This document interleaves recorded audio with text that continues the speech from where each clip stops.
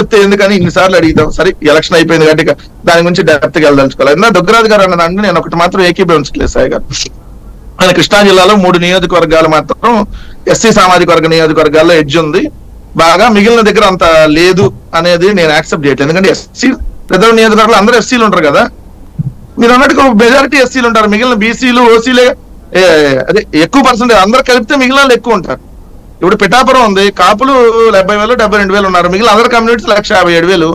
ఇప్పుడు మాది వేమూరు ఉన్నారు, ఎస్సీ రిజర్వ్డ్ కాన్స్టిట్యున్సీ 62,000 నుంచి 63,000 మధ్య ఉంటారు ఎస్సీలు, అవుట్ ఆఫ్ 198.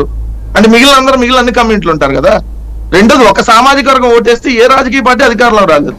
రెడ్లందరూ ఓటేస్తే జగన్మోహన్ రెడ్డి గారు అసలు ముఖ్యమంత్రి కాదు కదా, ఎమ్మెల్యే కూడా కాదు, ఆ పార్టీ నుంచి ఎవరు కూడా కాదు, అన్ని సామాజిక వర్గాల్లో ఇస్తేనే వస్తారు. 2014లోనే మేము జనరల్ కాన్స్టిట్యున్సీలు గెలిచాం విజయవాడలో. ఏది నూజివీడు 2014 గెలిచాం, 19 గెలిచాం, 24 గెలవబోతున్నాం. విజయవాడ వెస్ట్ 2014 గెలిచాం, ఆ రోజు జలీల్ ఖాన్ మా అభ్యర్థి, తర్వాత వెల్లంపల్లి గారు 2019 అభ్యర్థి. సో తర్వాత గుడివాడ ఏదో తెలుగుదేశం కంచుకోట 2014 గెలిచాం, 19 గెలిచాం వైసీపీ నుంచి. సో అట్లా నేను నియోజకవర్గాలు ఉన్నాయి లేదంటే అట్లా. రెండో అంశం వచ్చేటప్పటికి ఎస్సీ రిజర్వ్డ్ ఎస్టీ రిజర్వ్ ఆయన చెప్పిందంటే ఒకటే వేస్తారు, వన్ సైడ్ ఎలక్షన్ ఉంటుంది అక్కడ. పోయినసారి 29కి 27 గెలిచాం, ఇప్పుడు మోస్ట్లీ 28 29 గెలుస్తాం అనేది మాకున్నటువంటి అంచనా. ఎస్టీలో 7కి 7 గెలిచాం పోయినసారి, ఈసారి కూడా అదే విధమైన రిజల్ట్ ఉంటుందని మేము అనుకుంటున్నాం.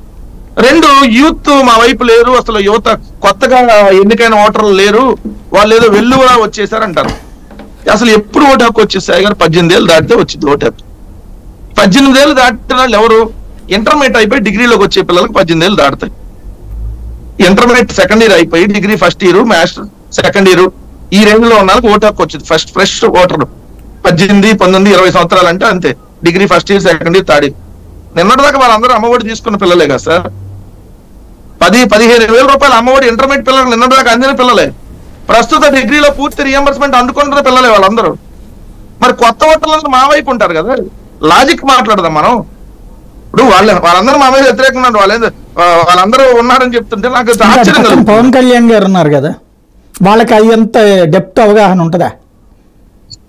అంటే వాళ్ళకి ఓటు హక్కు ఉన్న వాళ్ళకైతే అవగాహన ఉంటుంది సార్, లేని వాళ్ళకి అవగాహన ఉంటుంది. వాళ్ళ పిల్లలు కదా, సాధారణంగా జోష్ ఉంటది. అంటే ఒకప్పుడు ఉన్నటువంటిది వేరు సాయి గారు. ఎందుకంటే ఒకప్పుడు ఏంటంటే మనం వద్దన్నా, ఇప్పుడు సాయి గారు పోయిన సంవత్సరం ఏం మాట్లాడారో మనం వీడియో ఇప్పుడు కూడా మీ దాని కింద వస్తుంది, ఎనాలిసిస్ ఖచ్చితంగా వస్తుంది. వెంకటరెడ్డి ఏం మాట్లాడాడు, చంద్రబాబు ఏం మాట్లాడు, చంద్రబాబు నాడేం మాట్లాడాడు, నేడే మాట్లాడుతున్నాడు. అంతకుముందు వచ్చేది కాదు ఇది, ఈ టెక్నాలజీ లేదు కదా.